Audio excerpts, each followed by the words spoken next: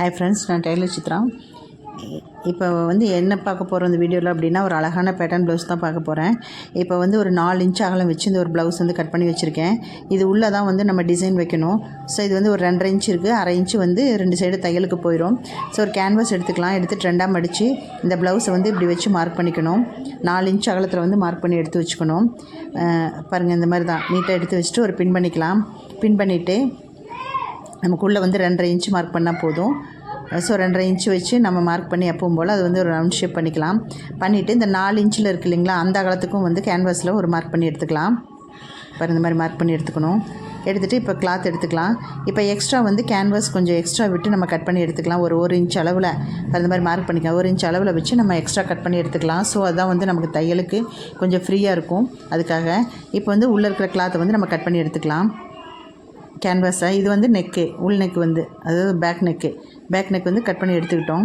இப்போ இந்த ப்ளவுஸில் பாருங்கள், இந்த கேன்வாஸ் வச்சு தைக்கும்போது இதுதான் வந்து பேட்டர்னாக வரும். ஸோ அதுக்காக தான் இப்போ இது வந்து க்ரீன் கலர் வந்து நான் பேட்டர்ன் எடுத்திருக்கேன். பேட்டர்ன் கிளாத்து இந்த க்ரீன் கலர் பாருங்கள், இந்த கேன்வாஸ் அளவுக்கு என்ன ஷேப் இருக்கோ அந்த ஷேப் வந்து க்ரீன் கிளாத் எடுத்துக்கலாம். இது வந்து மாடலுக்காக தான் இது டிப்ஸ் போட்டிருக்கேன். நானே ஸ்கிப் பண்ணாமல் வீடியோ பாருங்கள். இப்போ ஒரு லென்த்து கிளாத் 2 இன்ச்சில் வந்து லென்த்து கிளாத் எடுத்துக்கலாம். இது ஒரு 3 பீஸில் நான் லென்த்தாக எடுத்திருக்கேன். நான் இதை வந்து 2ஆக மடித்து நம்ம ஸ்டிச் பண்ணிக்கணும். இது எதுக்கு அப்படின்னா, இது பேட்டர்ன் தைக்கிறதுக்காக தான். இது நம்ம ஆல்ரெடி வந்து ரெடி பண்ணி வச்சிட்டோம்னா நமக்கு ஈஸியாக இருக்கும். ஸோ நான் இப்போ ப்ளவுஸ் ஸ்டிச் பண்ணும்போது தான் இந்த மாடல் காமிச்சிட்ருக்கேன் உங்களுக்கு. ஸோ இது கொஞ்சம் லேட் ஆகும், ஓகேங்களா? அது எப்படிங்கிறத நான் உங்களுக்கு அடுத்து சொல்கிறேன். இப்போ இந்த லைனிங் கிளாத்தும் நல்ல கிளாத்தும் வச்சு தைச்சிருக்கோம் இல்லைங்களா, இது வந்து நம்ம ஃபுல்லாக வந்து தையல் போட்டுக்கலாம். இந்த மாதிரி தையல் போட்டுக்கலாம். இப்போ இந்த பிளாக் கலர் வந்து நல்ல கிளாத்து, க்ரீன் கொஞ்சம் டார்க்காக இருக்கிறது வந்து லைனிங் கிளாத்து. இது உங்களுக்கு கலர் தெரியணுங்கிறதுக்காக தான் 2 கலரில் உங்களுக்கு போட்டிருக்கேன். இது ஒரு உங்களுக்கு புரியணுங்கிறதுக்காக தான் இந்த கலர் போட்டு உங்களுக்கு இந்த வீடியோ போட்டிருக்கேன். நான் இந்த மாதிரி பேட்டர்ன்லேயும் ஸ்டிச் பண்ணலான்னு சொல்லிவிட்டு இப்போ இது தையல் போட்டுட்டு அட்காட் போட்டு இதை வந்து அப்படியே நம்ம திருப்பி அடிச்சுக்கலாங்க. இன்னோட் பண்ணி அடிச்சுக்கலாம். அடித்தோம்னா பிசுறு தெரியாமல் இருக்கும். பாருங்கள், தைச்சாச்சு. பிசுறு தெரியாமல் தைச்சாச்சு பாருங்கள். இது வந்து இன்னோட் பண்ணியாச்சு. 4 இன்ச்சில் வந்து இன்னோட் பண்ணி வச்சுட்டோம். இப்போ அடுத்து பார்த்திங்கன்னா, இந்த லென்த்து கிளாத் எடுத்துருக்கோம் இல்லைங்களா, இந்த லென்த்து கிளாத்தை வந்து நீளமாக எடுத்து 2ஆக மடிச்சுக்கணும். மடிச்சுட்டு அப்படியே ஒரு தையல் போட்டுக்கலாம். நீளமாக ஃபுல்லாக வந்து அப்படியே நீளமாக ஒரு தையல் போட்டுக்கலாம்.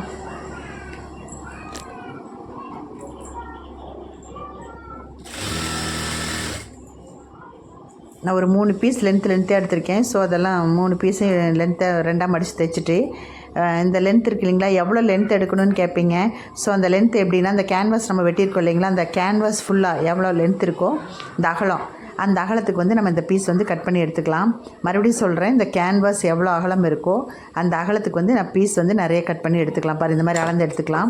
எடுத்துகிட்டு கட் பண்ணிவிட்டு அதே அளவுலேயே வந்து நிறைய பீஸ் நம்ம வந்து கட் பண்ணி எடுத்துக்கணும். ஸோ இது வந்து இந்த டிசைன் வைக்கிறதுக்காக தான் இவ்வளோ பீஸ் எடுத்திருக்கேன். இது நீங்கள் ஆல்ரெடி ஃப்ரீயாக இருக்கும்போது நீங்கள் இந்த பீஸ் எல்லாம் கட் பண்ணி ரெடி பண்ணி வச்சிட்டோம்னா நம்ம தைக்கிறதுக்கு ரொம்ப ஈஸியாக இருக்கும். இப்போ நான் ப்ளவுஸ் தைக்கும்போது இது கட் பண்ணங்காட்டி கொஞ்சம் லேட் ஆகுது. ஸோ அதை நீங்கள் ரெடி பண்ணி வச்சுக்கோங்க ஃபர்ஸ்ட் ஆஃப் ஆல். நெக்ஸ்ட்டு பார்த்திங்கன்னா, இந்த நெக்கு கேன்வாஸ் இருக்குது இல்லைங்களா, அதை வந்து இந்த க்ரீன் கிளாத்தில் வச்சு தையல் போடுறேன் பாருங்கள்.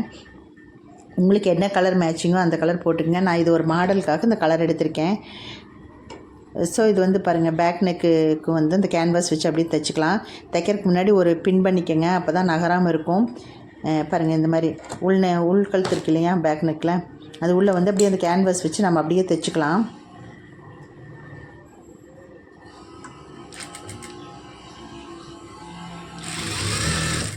இது நம்ம பின் பண்ணோம்னா தான் நகராமல் இருக்குங்க, இல்லைன்னா நகர்ந்துடும். மறுபடியும் நம்ம பிரித்து அடிக்கணும். ஸோ அந்த குண்டூசி வந்து எவ்வளோ குத்துறமோ அந்தளவுக்கு வந்து நமக்கு நீட்டாக ஃபினிஷிங் கிடைக்கும். நெக்ஸ்ட்டு பார்த்திங்கன்னா, இந்த வெளிப்பக்கமும் அப்படியே அந்த துணியில் வச்சு நம்ம தைச்சிக்கலாம். ஏன்னா அதே ஷேப்பில் தான் நம்ம கட் பண்ணியிருக்கோம். ஸோ அதை வந்து அப்படியே நம்ம கட் பண்ணி எடுத்துக்கலாம். அவ்வளோதான், கட் பண்ணி எடுத்துக்கிறோம். நெக்ஸ்ட்டு பார்த்திங்கன்னா, இந்த உள்ளுக்குள்ளே துணி இருக்குது இல்லைங்களா, நெக் துணி, அதை வந்து அப்படியே கட் பண்ணியும் எடுத்துக்கலாம். நெக்கு துணியை வந்து கட் பண்ணி எடுத்துக்கலாம். இப்போ பின்னெல்லாம் கழட்டிட்டு நெக்கு துணி வந்து கட் பண்ணி எடுத்துக்கலாம்.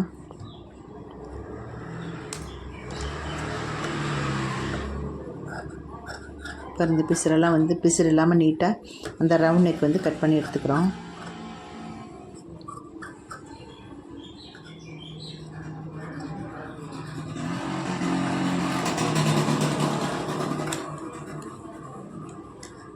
இப்போ இது வந்து அர்க்கட்லாம் போடக்கூடாது. இதையே ஃபஸ்ட்டு வந்து நீட்டாக பிசுறு இல்லாமல் வந்து நம்ம கட் பண்ணி எடுத்துக்கலாம்.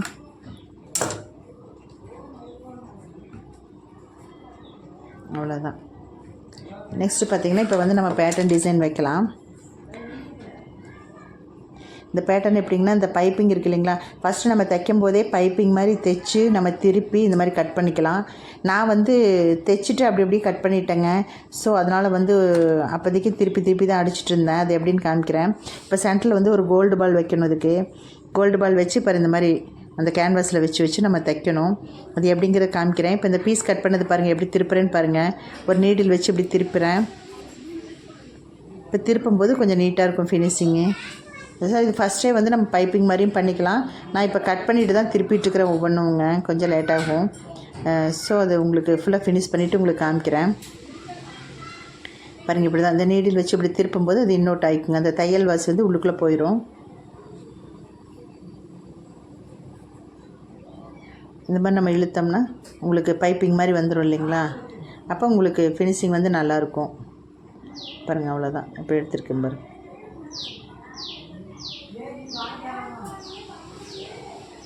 இது நம்ம ஃபஸ்ட் ஆஃப் ஆலே இதை ரெடி பண்ணி வச்சிட்டோம்னா நமக்கு ஈஸியாக இருக்குங்க தைக்கிறதுக்கு. அவ்வளோதான். இப்போ இதில் வந்து ஒரு ஊசி நூல் எடுத்து பாருங்கள், அந்த சென்டரில் ஊசி நூல் போட்டு தைச்சிட்டு அதை ஒரு டைட் பண்ணிவிட்டுங்க, ஒரு கோல்டு பால் எடுத்து அது சென்டர் பாயிண்டில் வச்சு நம்ம தைச்சிக்கலாம். தைச்சி அது நல்லா ஒரு முடிச்சு போட்டு நல்லா டைட்டாக வந்து முடிச்சு போட்டு வச்சுக்கலாம்.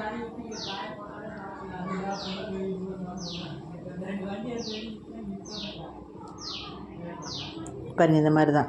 இந்த மாதிரி எல்லா பீஸையும் வந்து நம்ம ரெடி பண்ணி வச்சுக்கணும்.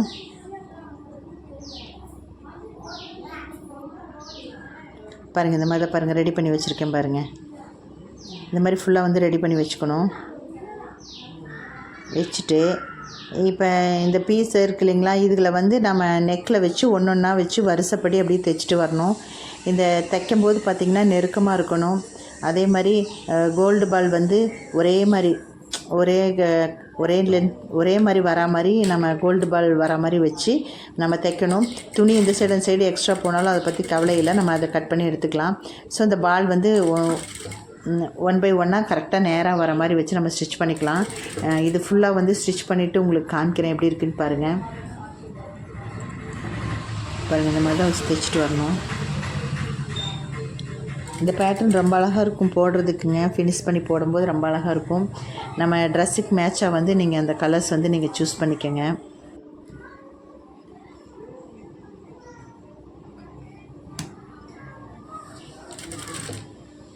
இப்படி தான் வச்சு தைக்கணும். இது ஃபுல் ஃபினிஷிங் பண்ணிவிட்டு உங்களுக்கு காமிச்சிக்கிறேன். பாருங்கள், இவ்வளோ தான் ஃபுல் ஃபினிஷிங் ஆயிடுச்சு. இப்போ இந்த உள் பக்கம் வந்து தையல் போட்டாச்சு. நெக்ஸ்ட்டு பார்த்திங்கன்னா இந்த சைடும் வந்து அதே மாதிரி நம்ம தையல் போட்டு எடுத்துக்கலாம். 2 சைடும் தையல் போட்டு எடுத்துக்கணும்.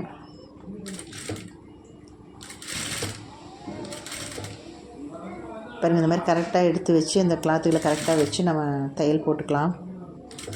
இது ரொம்ப ஈஸியாக இருக்கும் தைக்கிறதுக்கு. ஆனால் பார்க்குறக்கு ரொம்ப ஒர்க் இருக்கிற மாதிரி இருக்கும். ஆனால் தைச்சி போடும்போது ரொம்ப அழகாக இருக்கும் பார்க்குறக்கு. பாருங்கள், அவ்வளோதான். இந்த மாதிரி வந்து நம்ம தையல் போட்டுக்கலாம்.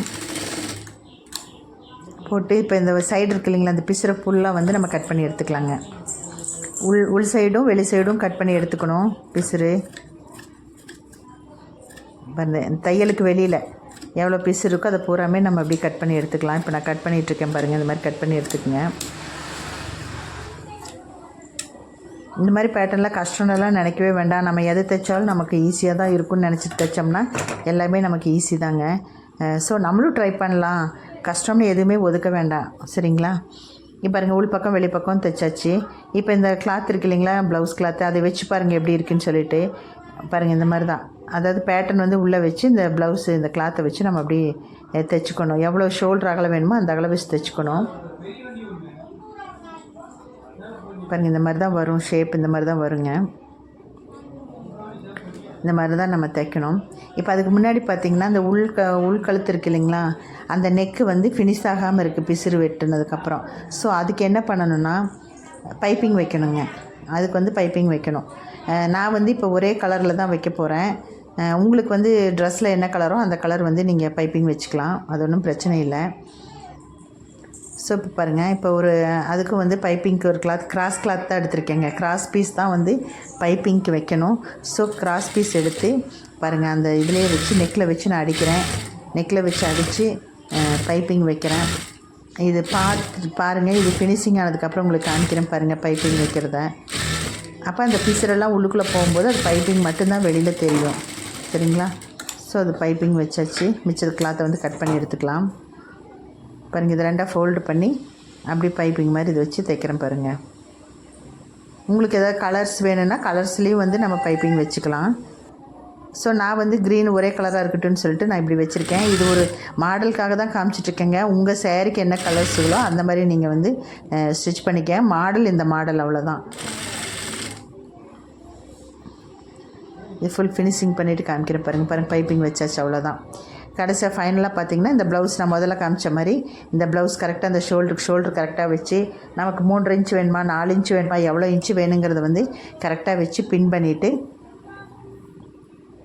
அப்படியே ஒரு தையல் போட்டுக்கணும். அவ்வளோதாங்க. கரெக்டாக இப்படி வச்சு ஒரு தையல் போட்டுக்கணும். நான் பாருங்கள் ஃபுல்லாக தையல் போட்டுட்டு உங்களுக்கு இந்த ஃபினிஷிங் காமிக்கிறேன் எப்படி இருக்குதுன்னு சொல்லிவிட்டு. இதுக்கு நம்ம பின் குத்துனா தான் கரெக்டாக நெகராமல் இருக்கும். ஸோ அதனால் எல்லாத்தையும் பின் குத்திட்டு நீட்டாக ஒரு தையல் போட்டுருங்க.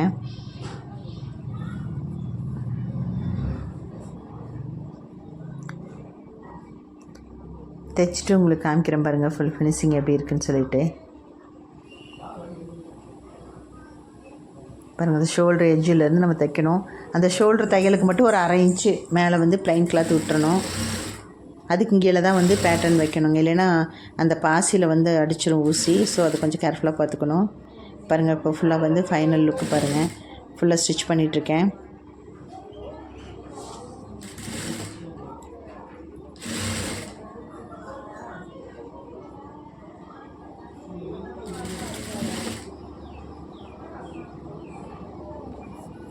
பாருங்கள், ஃபுல்லாக ஸ்டிச் பண்ணியாச்சு. இதுதான் ஃபைனல் லுக்கு பாருங்கள் எப்படி இருக்குன்னு. எவ்வளோ அழகாக இருக்குதுன்னு பாருங்கள். நீங்களே இது மாதிரி தான் ட்ரை பண்ணி பாருங்கள். தேங்க்யூ.